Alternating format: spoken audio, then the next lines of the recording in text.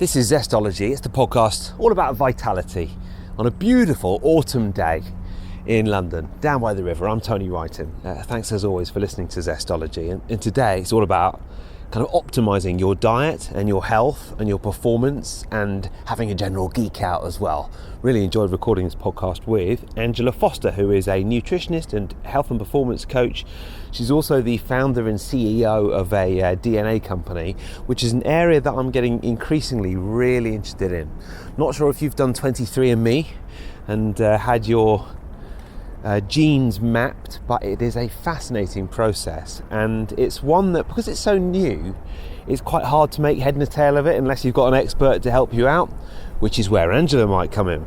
She really knows her stuff. If you want to get your DNA results analysed, she might be the person to do it. And it turns out that there are kind of a lot of themes when it comes to DNA. So for instance, I've got one of the ApoE4 genes, which means it's slightly more likely that I'm going to get Alzheimer's. Now, that isn't a reason to kind of be miserable. It's actually a reason to say, okay, well, there are plenty of things that you can do to mitigate that risk. And it's kind of forewarned is forearmed. It's good to have that knowledge in the first place. There's loads of other genes that if you've got the gene expression, if you've got the gene, you can change the gene expression. You can change the way the gene expresses itself in your body, which I think is really exciting. And this was a thoroughly enjoyable session about all sorts of wellness practices. We veer from the Wolf of Wall Street and Qualuudes. Don't worry, I've not actually been taking Qualuudes. In fact, I don't even know if you can get Qualuudes anymore. But we did discuss Qualia, which is a bit like Qualuudes. In fact, it's not really like Qualuudes, but it sounds like Qualuudes. And we veer from talking about the Wolf of Wall Street to cutting edge apps and practices and plenty more as well. Angela Foster is today's guest on Zestology. Hope you enjoy it.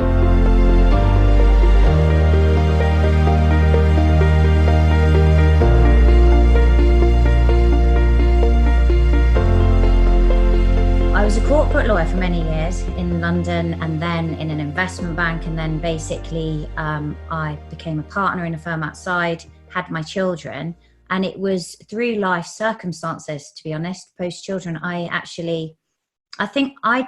there was a real culture in London of work all night, day and night. You know, you don't need sleep, which is contrary to everything I teach my clients now in terms of how, I think sleep's the secret superpower. I don't know about you. I think it's definitely important, isn't it? Yeah. You notice it now, right, with a baby. Once you can't have sleep, you realize almost how important it is. But there was definitely this culture of, you know, not really needing sleep. And I'd work for hours and hours, days on end on the trot.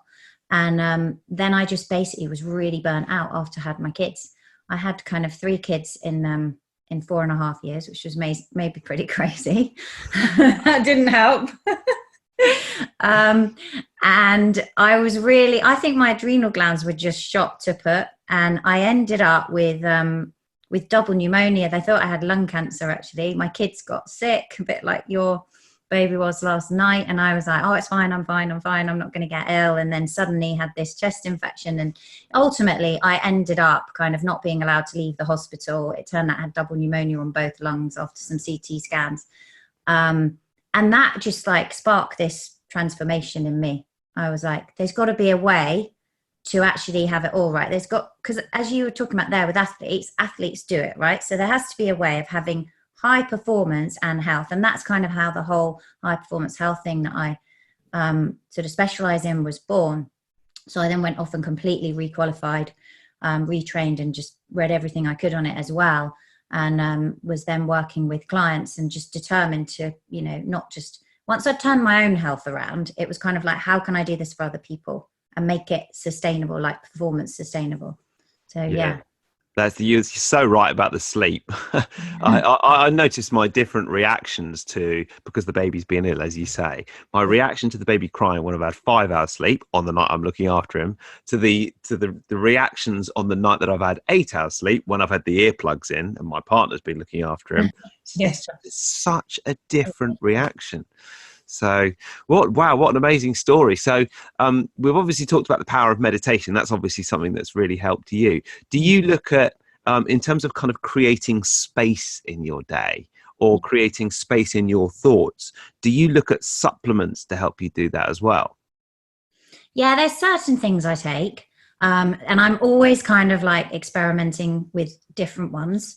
I do a lot with kind of genetics and epigenetics. That's kind of where I focus, excuse me, most of my time. And so I know, for example, from my own, that my methylation pathways are impaired. So the biggest thing that I notice for energy is B vitamin support. So I'm always making sure that I'm getting, really good diet, full of energy, but then also I will supplement with B vitamins, particularly when I'm going through a really stressful period. If I'm particularly busy or I've got a lot on, like I have at the moment, B12 makes a massive difference.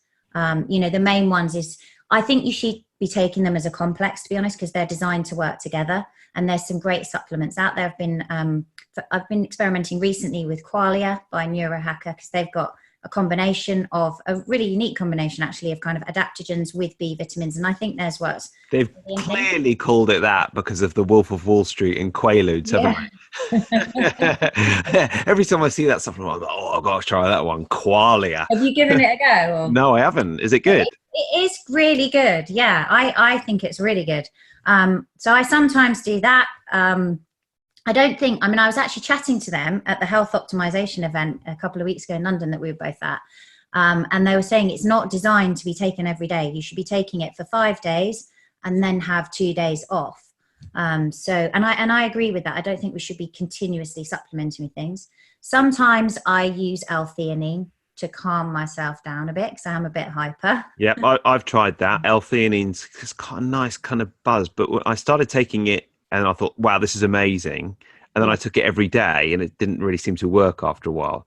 No, it's funny how things happen like that, isn't it? I think you do need to rotate. Yeah. They say there's no tolerance to it, but actually, hang on. Maybe I'm thinking of L-tyrosine rather than L-theanine.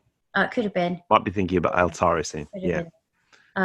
So I sometimes, L-theanine's the amino acid that you find in green tea. So sometimes we'll take that alongside caffeine as well to moderate it. I'm a fast metabolizer of caffeine. I know that from my DNA. And then I also, what else do I take? I'm pretty good about taking fish oils because I find they're anti-inflammatory, and I find that also helps with my energy and my brain function as well. But mostly I focus on a really good diet, good sleep, and I'm pretty kind of, if I'm working on something, I will really, really focus on that one thing. I use the one I like to use binaural beats. I use Focus at Will at the moment quite a bit. I don't know if you've used that app. No, I haven't. Yeah, I like that. You can kind of, they won't actually, you can't choose your tracks because the way they work is they kind of get, that's a productivity thing you can do, because at the end of the session when you've been listening, they'll actually ask you, how productive were you, and you give yourself a score, so a bit subjective. If you don't like a track, you can skip it, but I really, really like theirs. So if I'm kind of really trying to assimilate, like I'm writing a book at the moment and I'm doing a lot of research, then I might be listening to that to focus there. Sometimes I use some lion's mane as well, but yeah, kind of play it. What about you? What do you take? I mean, it's quite interesting. I've tried lots of stuff as well, and I've been making a mental kind of shopping list of some things to try based on what you've been talking about. I have to say that of all the supplements I've tried, and actually my tracking has borne this out, nothing seems to be the magic pill. In fact, magnesium, simple old plain old magnesium, seemed to be the supplement that worked best and seemed to increase my energy levels by about 2.5%. More recently, though, I have tried a couple of supplements which seem to have worked very well. Now, have you tried resveratrol? Yes, I have. And have you noticed anything from it?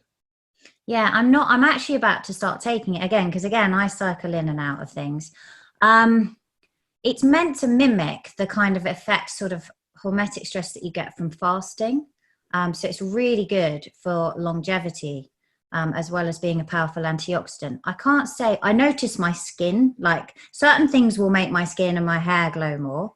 And I've also used it in like creams and things, but I haven't noticed any particular or You certainly haven't? knowingly tracked like neuro benefits from it. Have you then? Have you No. found Well, I've only just started introducing it, that? so we're very early days. But resveratrol is something that longevity experts. The one I'm thinking of is Dr. David Sinclair, who's someone Yeah. who's like widely respected in terms of his work on longevity, and he's a big fan of resveratrol Mm. and takes it himself, and has bangs on about how great it is. So I thought, well, I'll try this. It's the resveratrol is the compound found in red wine and blueberries.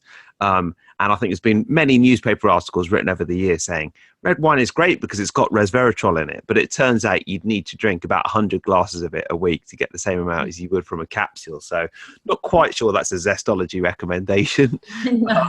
Anyway, one of the side effects of the fact that they reckon that because it mimics the effects of fasting and so on, and it's also supposed to be an antioxidant, one of the side effects is that it can also increase your focus and your brain power. And what they're very excited about with resveratrol is the fact that with Alzheimer's patients, for example, it can reverse some of the effects of Alzheimer's and some of the kind of the plaque that forms. So it's really interesting, some of the kind of neuro effects that they're finding of resveratrol. And obviously it's kind of quite early days. And I mean, there is not that much long-term research about it. But I've taken it the last couple of days, and I had a very long shift at Sky yesterday, 5 hours on air, and quite an intense 5 hours. And I felt like I was just a bit more in the moment and a bit more focused. My brain is capable of wandering very easily, and seemed like it was working quite well. So that's quite an interesting one for me with focus. Are you taking it during the day or? I took it with a meal with fat. Apparently, you have to take it with fat because otherwise it's not really absorbed in the body. So I took it with a kind of a fairly high fat lunch. But again, I'm not even taking the full dose yet. I always like to take half a dose to start off with, see if it works all right, and then see. I tell you, on another supplement that's worked very well, the one thing that's made a massive difference to my performance is the fact that for 25 years, I've always suffered with a dodgy gut and low energy levels at time. Hence the name of the podcast, Zestology. It's all about energy. And tried every different diet, giving up gluten, giving up dairy, meditating, doing all this, that, and nothing quite seemed to work. Lots of things helped a little bit. And I'd always heard about histamine intolerance, but I didn't really kind of know much about it. But as I kind of got into that more recently, everything's changed for me. It turns out that I must just be making an excess of histamine, and I'm not really quite sure why that is. But wow, since I've started eating a low histamine diet and taking histamine reducing supplements, that has been such a change for me. I've been so much sharper and less inflamed.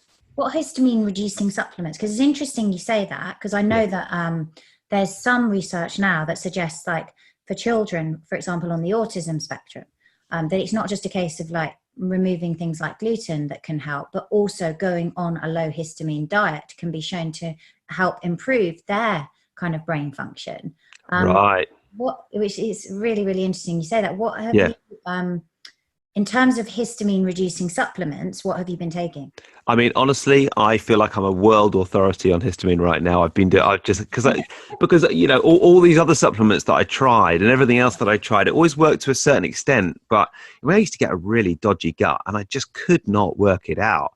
It was embarrassing how bad it was, and it would kind of really rule me out of a lot of. I mean, I never. Yeah, I had to cancel stuff. It was just. It would really affect my kind of day-to-day life. And so yeah, I've embraced this. Let's put it that way. Quercetin is a natural compound found in apples and onions. And thankfully, you don't have to eat lots of onions, but you can take quercetin. And I've found actually, if you take quercetin, one of the little hacks I've found is taking a quercetin tablet in the middle of the night helps me sleep so much deeper in the second half of the night. I'd always have very kind of edgy, broken sleep as it came towards morning. And that must be the histamine swirling around in my body. Seeking Health have a couple of excellent supplements as well. They've got a probiotic, which has only histamine-friendly bacteria. And they have another product called Histamine X, which has quercetin and loads of other stuff in it. In the middle of the night, as in you would, if you wake up or you wake yourself up. Wake up, always goes to the loo in the middle of the night, Okay. and take a quercetin supplement before I go back to bed. By the Interesting. way, one of the side effects of histamine for me, I think, was that I was going to the loo loads in the middle of the night. And I don't do that nearly so much now that I'm on a low histamine diet. So and my skin's much better. My joints are much better. I don't have a sore back anymore. It's quite considerable. And the main thing is my belly is just loads better, and therefore my energy levels are better as well. So yeah, it's quite pronounced. There's also French maritime tree bark. I don't know if you've heard of that, but that is a natural antihistamine, which is quite an interesting one. So I'll take that as well, but I'm not sure it works that well. So did you get any benefits with this? Do you get hay fever or anything? Did it help you in the summer months or? Yeah, it did. Yeah. Hay fever was a lot better. It wasn't completely gone, but it was a lot better than it was. And I'm absolutely sure that's all part of it as well. And there's probably some way to go, but it's been. I like my skin. I used to get really dry skin. That's kind of cleared up. Look, it's not perfect. I was getting very blocked up nose and runny eyes, which is slightly embarrassing because it looks like you're crying. Yeah. But anyway, I'm so interested in this. I'm actually probably going to launch just a histamine intolerance website, just like a blog, just to kind of chronicle some of my interest in it, because I know it is quite niche, but up to 15% of people have some kind of histamine intolerance, so it's worth checking out. Yeah, for sure. Yeah. Particularly when it's having such an impact, right? If you've noticed that on your gut function as well. I mean, it's quite extreme if you're having to even cancel out. And that's not, do you think some of that's down to the probiotics as well? Did you have any gut imbalances? Did you get that tested or? Well, you see, that's the interesting thing. Why do I have a histamine intolerance? That's what I'm still trying to work out. But no doubt I've had, since I was 18, I've had this kind of on-off problems with my gut and so on. So something wasn't right. I don't know what it was there. That's to be investigated. How interesting. Yeah. But so those are the supplements that have probably worked best for me. But Qualia, I'm going to be all over it. You have to take quite a few. I think it's like 7 capsules or something. 7 capsules. Yeah. I just love the idea of trying out these supplements that just give you just loads of focus. Resveratrol, that could be quite interesting because I've been taking a very low dose of it so far. And I think the recommended dose is about 4 times what I've been taking. So that could be quite interesting as well. I'll report back. I was actually interesting about to try it as well. Because did you read Dr. Sinclair's recent book? I was actually communicating with him on it because he takes metformin as well as, we were chatting over Instagram, because as well as the resveratrol. And I, funnily enough, was prescribed metformin back in my late 20s because I had polycystic ovarian syndrome and insulin resistance, which I've now, again, completely cured myself from with nutritional measures. But I couldn't stomach. I think the side effects of metformin are pretty extreme. I couldn't eat on it at all. And that's I saw that he takes metformin, and I thought, I don't really know much about it, but I thought that was actually something with a lot of side effects. So I was quite surprised. But then he also takes statins, so he's full of contradictions, isn't he? Pick that bit up yet? Yeah. I haven't actually read the book yet, but I heard his podcast on Bulletproof Radio, and I thought, I definitely want to read that book, and I've done a bit more research into him as well. So yeah, it's a great book. That's great. You've been chatting to him anyway. He's a very interesting guy. He's into. Do you know much about nicotinamide riboside? Am I pronouncing that right? Yeah, that's one of the pathways they've kind of with anti-aging. I haven't got to that bit because I'm actually really interested in what he has to say on it all in terms of, and there's a few supplement companies actually that kind of claim to stimulate that pathway as well. But the only other, the other one I was just going to mention actually there that has made a night and day difference to me, I've tried supplement wise, is Kinton in terms of the minerals. That's like a filtered seawater by Cell. Oh yes, yeah. Try that. And I did, yeah. Different minerals. So instead of taking magnesium, I've been taking that because their belief is that you can actually disrupt by taking one mineral over another. And I had 2 prolapse discs some time ago in my neck actually, and I'd always had pain, and I always thought it was always down to that, even though it kind of happened years before. And when I'm taking those mineral supplements, morning and evening, the pain goes. which is amazing, because I've never, you know, like we were saying, it's all kind of a little bit kind of subjective what happens, but this, I was just not expecting that to happen at all. That's that's really great. So how did you kind of separate it out? Because obviously originally you came to this because you kind of got quite ill after the birth of your children and so on. How did you think that the Quinton was down to the Quinton affected you physically rather than mentally or emotionally, or also just in terms of recovery, in terms of getting over illness? Yeah, so I've only taken that very, very recently, actually, in the last few months. And I just wanted to give it a trial. And it was just that I noticed the pain in my back went. And I was like, wow, because I don't like to take any medication or anything. So I thought, well, I wasn't deliberately taking it for that. I just know that most of us are deficient in magnesium. And I'd come across it actually originally through Tim Gray. Our buddy Tim Gray is a big fan of Quinton, isn't he? Yeah, he's a massive fan of it. Yeah. And when he first suggested it, I think I was like, what is this? You know, it's all like, but you get used to it quite quickly, and it's a small amount. And then I just saw my pain go. So then I tried it without it, because I was like, right, okay, I'm going to now see. And sure enough, the pain came back. No way. Yeah. That's great. And doesn't that show how you have to find your own supplements, your own practices that work? Because I tried it and didn't really like the taste, but no benefit. No. Oh, okay, interesting. So maybe that wasn't something that you particularly needed. Yeah, I think for my exactly. Obviously, it did. But I know you have the Zestology morning routine to give yourself a huge energy kick. Can you talk us through what that is? Because I love anything that's energy for me, even though I'm kind of like this Duracell bunny. I love. Yeah, well, it's funny because the Zestology morning routine was much more rigorously adhered to before I became a dad. But it involved getting a great night's sleep and waking up at a certain time and meditating in front of the infrared light, which I know you're a fan of the infrared light now. Are you? Do you use that every day, the infrared light? Not religiously every day, but I try and use it most days for a short period. I quite like meditating in front of it, actually. Yes. Yeah. Lovely. Yeah. So it really involved meditating, infrared light, either fasting until lunch, which is what I tend to normally do. Oh, hang on. That is my podcast assistant intervening there. Yeah. I'm at home. I have, what you can hear is, I'm not usually recording at home, but I have a puppy who has gone into season, who can't go out, who I need to babysit. Oh dear. I love the kind of the delicate ways that we describe kind of dogs and their kind of various functions into season. And when we had dogs growing up, they wouldn't go for a wee. You'd say, be clean. Be clean. Be clean. Did they ring the bell to go out as well? Yeah, pretty much. Yeah.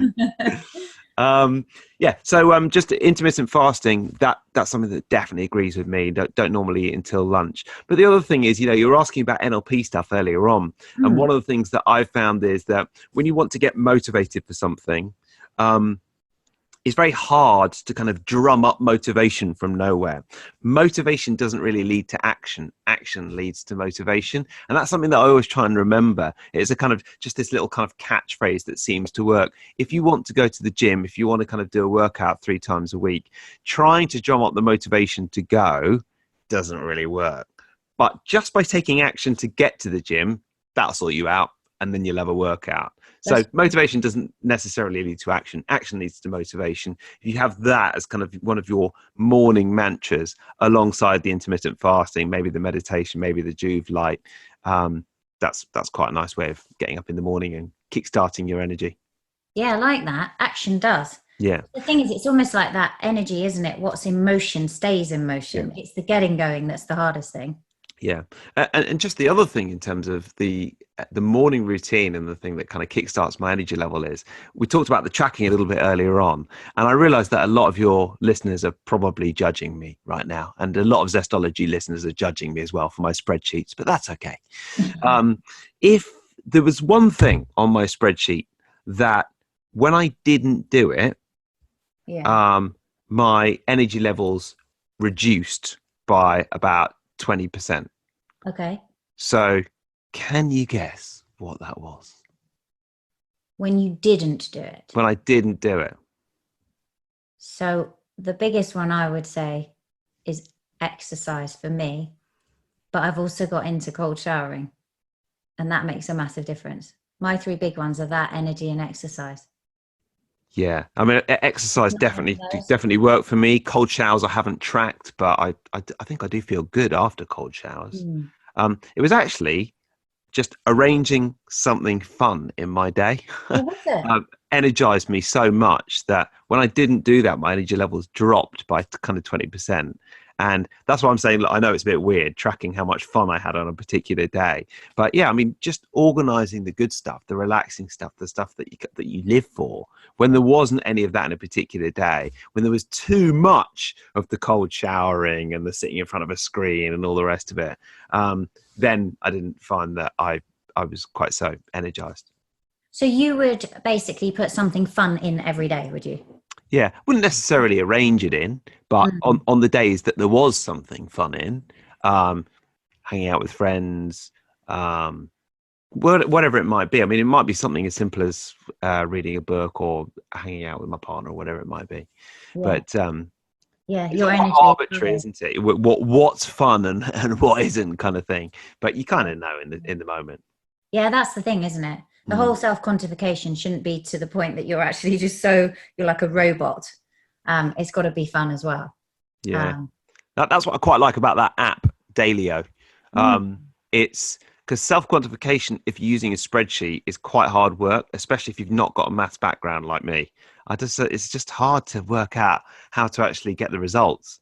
But Dailyo makes it very simple. It doesn't take more than a minute or two each evening. So have you swapped it out completely for Dailyo now? Is that what you're using? Well, yeah, because I've been doing it for years. And also, I mean, I think part of the reason that I was motivated to do it before, because I felt pretty low. I felt low energy. I felt a bit ill and I couldn't kind of work it out. So I was trying all these different supplements and everything else to say, okay, what worked?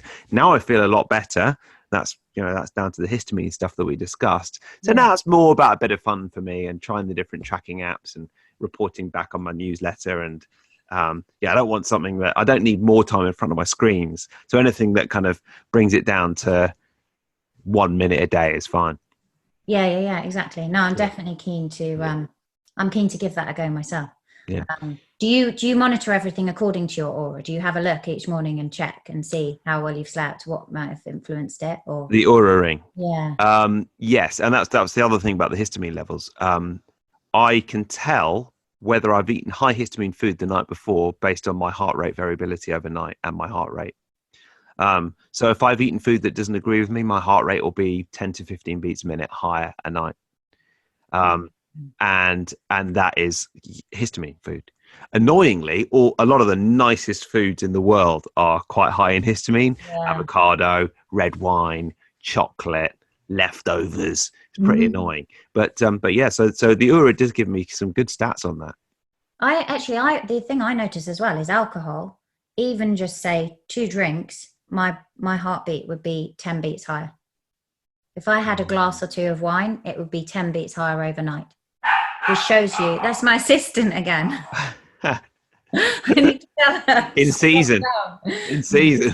Now, well, listen, before we finish, there's a couple of questions I want to ask you. Yeah, sure. Something I've always asked everyone on my podcast is, what is one book that you would recommend and one tip for living with more energy? And I'm really impressed. I've been really impressed over this podcast that obviously the level of training that you've undergone and your kind of career change from your old career to your new career. I love anyone who's into genetics, because in fact, I'd love to record a separate podcast on genetics. Maybe we could do that next time. Yeah, we could do that. Yeah. But yes, I'm interested to know what you'd say.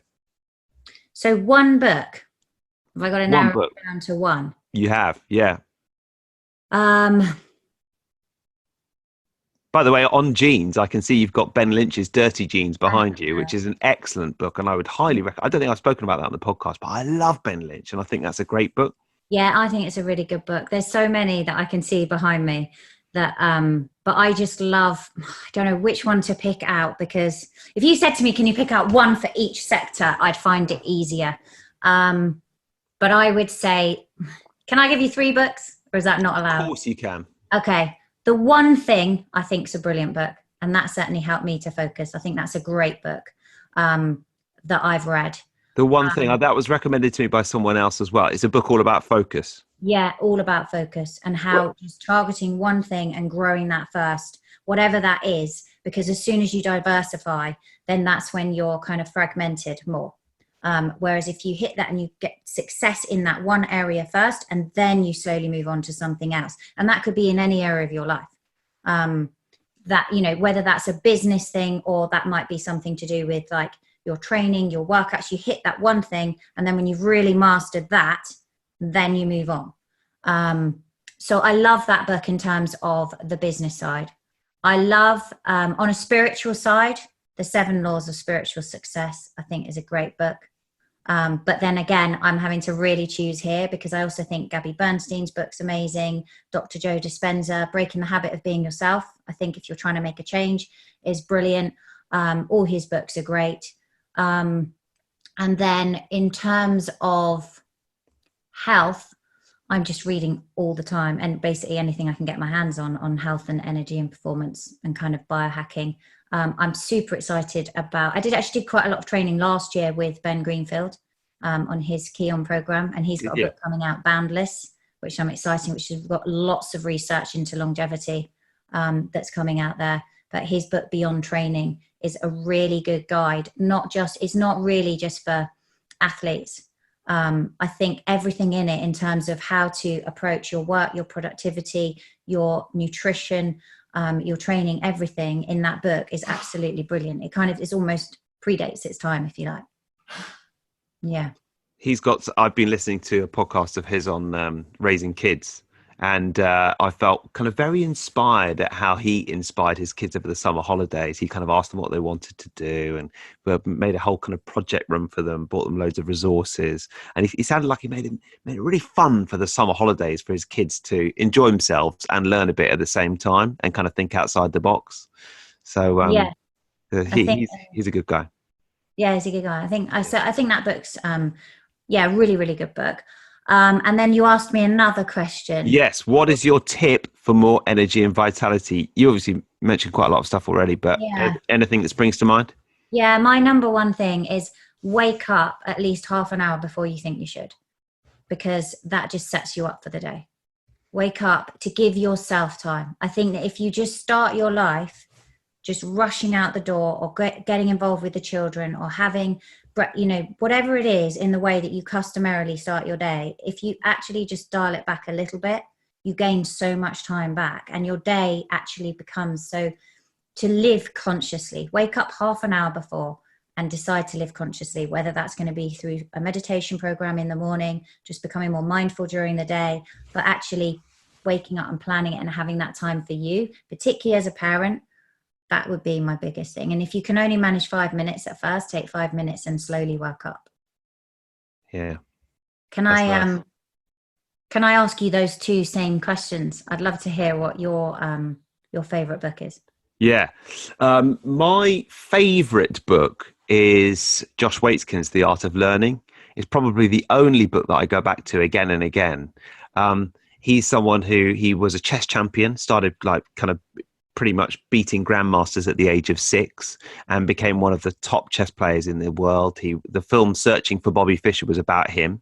And then at 18, he gave it all up and he became a Tai Chi expert. And The Art of Learning basically brings together everything that helped him become a top chess player and a top Tai Chi player and kind of condenses it all. He's someone who doesn't write many books. In fact, I think that's probably the only one that he's written. He doesn't give many interviews, but every word that comes out of his mouth is fantastic, and you can kind of dip in and out of any part of that book. And a lot of what we've spoken about on this podcast is kind of about focus and high performance. Well, to me, he is just the absolute best for that, as well as the book reads like a great tale. Amazing. I haven't read it. Oh, it's so good. I'm genuinely excited for you to read it. It's pretty much the only one I dip into. Is it an audio? Would you read it as an audio book? Because I know that was one thing I was going to say to you. Yeah. The latest book by Dr. Sinclair, the audio version is amazing. He reads. Is it? Yes, it's brilliant. Right, yeah. Do you know what? It's funny. I love podcasts, obviously, But I don't really listen to audiobooks because I like reading. So I'd probably, I'd just read that one. And I like to make Kindle notes. Oh, do you? I use a service called Readwise, which is, I think it's a couple of quid a month. And they send you your edited highlights of your favorite kind of highlighted quotes on Kindle once a week or once a day or whenever you want it.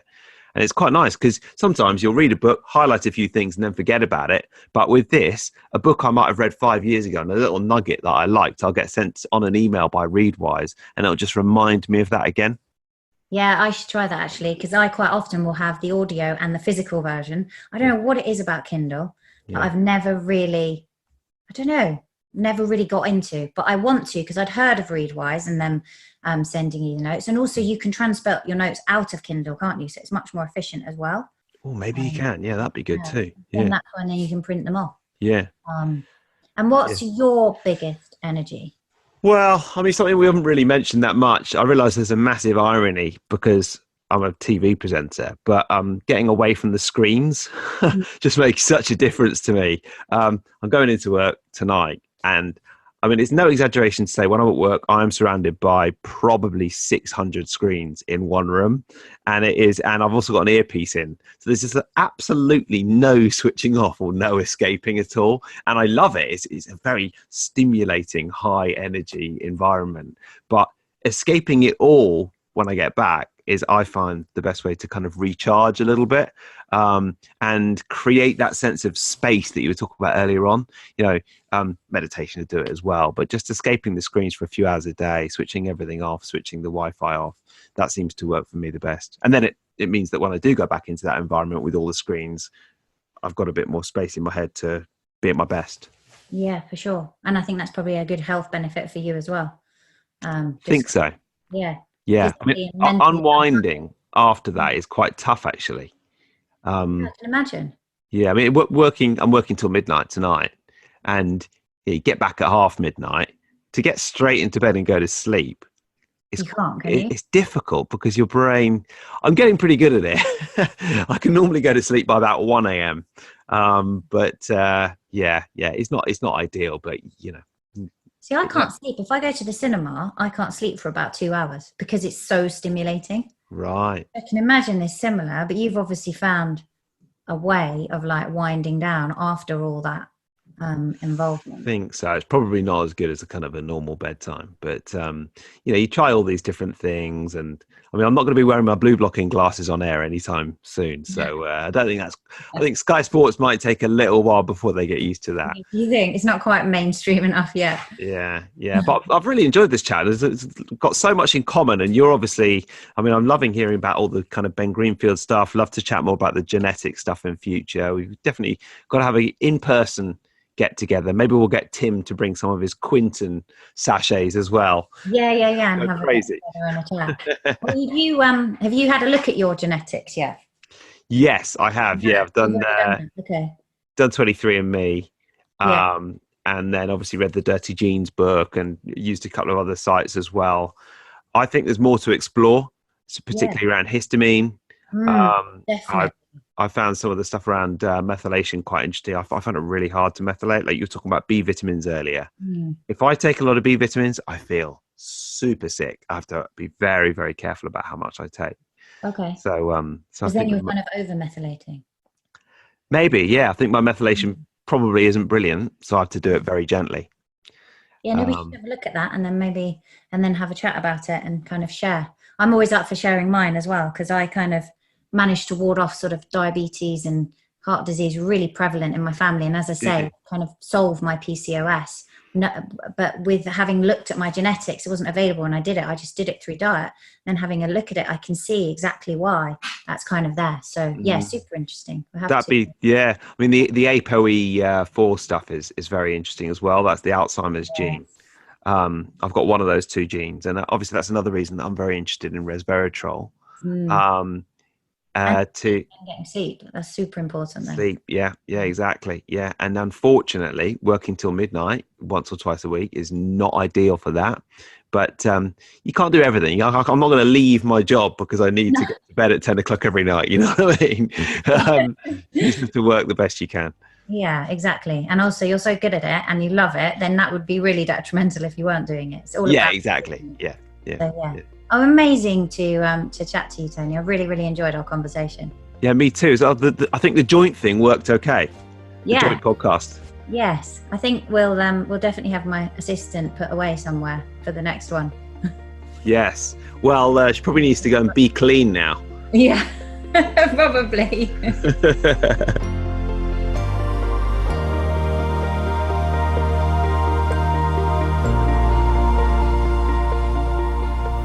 Thanks to Angela, and thank you for listening to Zestology. And if you haven't listened to this podcast before and you're wondering why it sounds like I'm kind of out and about in London, that's because I am, and I like to record the intros and the outros to this podcast, just wandering around London.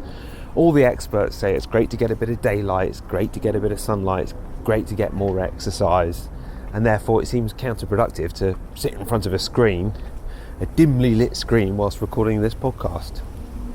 To mark your card in the next few weeks, I've got some excellent guests coming up. I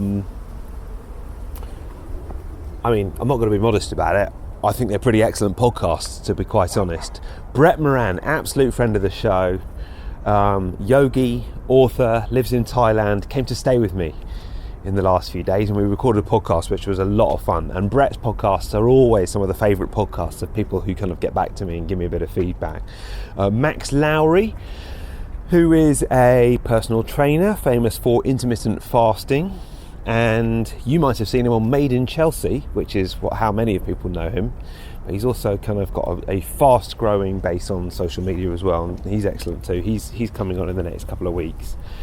And also I go for a live breathwork session, and we record afterwards, and we kind of record straight afterwards my thoughts. I did that in the last few days, and I have to tell you, it was good fun. And I was in no state to record a podcast afterwards because I was so very chill about it. Could be quite interesting, actually. I haven't listened back to that one yet, but I was very, very chill after it. But yeah, it's very nice. So that's coming up as well very soon on Zestology. I've turned off the path down by the river now, come up to the road, and all that remains to say is thank you for listening to Zestology, and I'll see you next time.